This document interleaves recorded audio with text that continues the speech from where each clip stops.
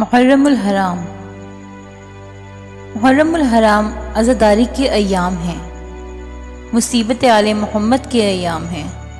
یہ وہ مہینہ ہے جس کے بارے میں امام رضا علیہ السلام فرماتے ہیں کہ یہ وہ مہینہ ہے کہ اس میں زمانہ جاہلیت کے لوگ بھی جنگ نہیں کرتے تھے، لیکن یہ آل محمد کی مظلومیت ہے کہ اس مہینے میں جس میں کفار بھی جنگ نہیں کرتے تھے، آل رسول کی حرمت کو پامال کیا گیا۔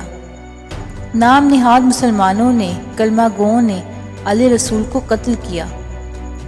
اس لیے اہل بیت اس مہینے میں خاص طور پر عزاداری کا اہتمام کرتے تھے، اور ہم سب کو بھی تاکید ہے کہ اس مہینے میں یاد امام حسین علیہ السلام کے ساتھ عزاداری کو برپا کریں۔ لیکن اس عزاداری کو کرتے ہوئے ہمیں کچھ احترام اور آداب عزاداری کو ملحوظ خاطر رکھنا چاہیے۔ آداب عزاداری: مجلس عزا اور جلوس عزا میں وضو کر کے آئیں، پاکیزہ لباس اور ممکن حد تک سیاہ لباس پہن کر آئیں۔ گھر میں جو بچے تمیز کے عمر تک پہنچ چکے ہوں ان بچوں کو ساتھ لائیں۔ اپنے ساتھ کاغذ اور قلم لائیں اور مجلس کے نکات نوٹ کریں۔ مجلس سے واپس آ کر اپنے گھر والوں اور ملنے والوں سے مجلس کے مفید نکات بیان کریں۔ اپنے ساتھ تسبیح اور جیب میں خاک شفا رکھیں، یہ مومن کی نشانی بھی ہے اور تحفظ کی ضمانت بھی۔ خواتین و حضرات حجاب اسلامی کی پابندی کریں، خاص طور پر خواتین شرعی لباس پہن کر آئیں۔ مجالس و عزاداری کے دوران نماز کے اوقات کا خاص خیال رکھیں۔ دوران جلوس نماز کے وقت نماز باجماعت ادا کریں۔ عزاداری میں کوئی ہنسی مذاق نہ کریں۔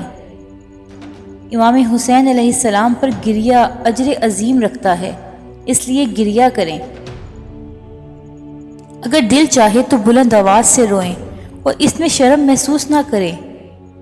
عین گریہ اور زاری کی حالت میں کوئی خصوصی دعا مانگیں۔ اگر رونا نہ آئے تو سر جھکا کر رونے کی کوشش کریں۔ گریہ کرتے ہوئے دوسرے مومنین کے چہروں کو نہ گھوریں۔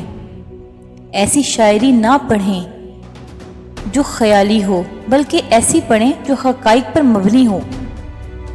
ایسے خطیب کو سنیں جو قرآن مجید، سیرت النبی اور سیرت اہل بیت علیہ السلام کے مطابق اپنا مدعا بیان کریں۔ حسینیت کے اصولوں پر سامعین کی کردار سازی کرنے والے خطیب کو دعوت دیں۔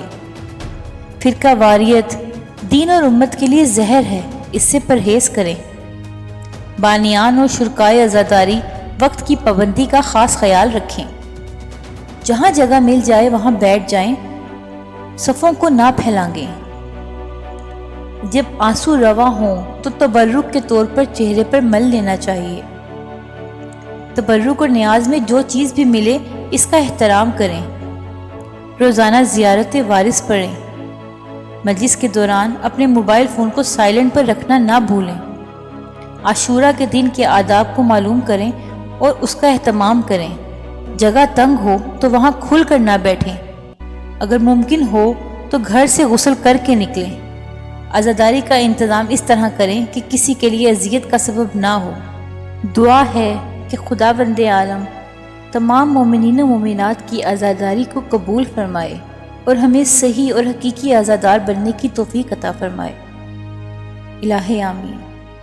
السلام علی الحسین وعلی علی ابن الحسین وعلی اولاد الحسین وعلی اصحاب الحسین۔